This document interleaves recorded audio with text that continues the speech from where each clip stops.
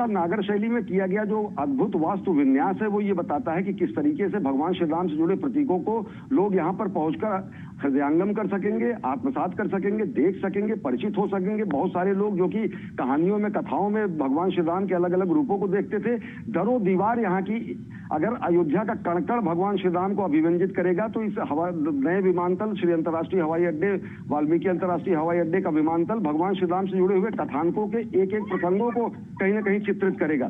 तो निश्चित तौर से भगवान श्री राम के चाहे वो प्रसंग, चाहे वो शबरी से जुड़े प्रसंग हो, चाहे भगवान वाल्मीकि महान संत शिरोमणि वाल्मीकि द्वारा रामायण की रचना की हो, और सबसे बड़ी बात तो ये कि कार्यांजलि है ऐसे महापुरुषों को जो कहीं ना कहीं नेपथ्य में डाल दिए गए थे।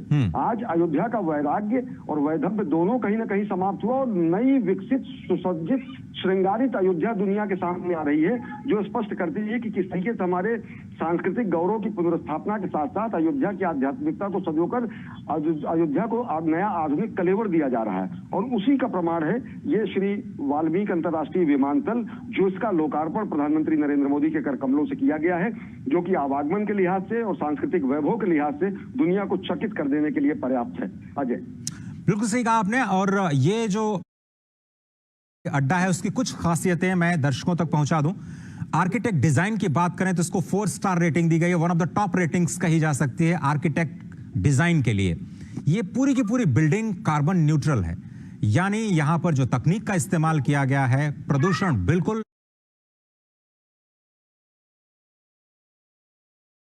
हैं। प्रधानमंत्री नरेंद्र मोदी इस पूरी डिजाइन में, इस पूरे निर्माण में कार्बन न्यूट्रल रहने की कोशिश की गई, यानी प्रदूषण इससे पूरे निर्माण कार्य से बिल्कुल नहीं हुआ।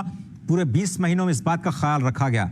जीआरसी जो कि ग्लास फाइबर रेनफोर्स कंक्रीट होता है, जो पत्थरों को रिप्लेस करता है। अगर आप पत्थरों को काट करके निर्माण करते हैं तो उसमें प्रदूषण की संभावना बहुत ज्यादा होती है। और आप जानते हैं दिल्ली जैसे महानगरों में निर्माण कार्य पर रोक इसलिए लगी क्योंकि जो इंडेक्स है पीएमआई को बहुत ज्यादा बढ़ जाता है निर्माण कार्यों से। लेकिन ये जो नई तकनीक है जिसको आप कहते हैं GRC glass fibre reinforce concrete, इसका इस्तेमाल करके आपको लुक तो पत्थरों का दिया गया लेकिन इसको बिल्कुल प्रदूषण मुक्त रखा गया।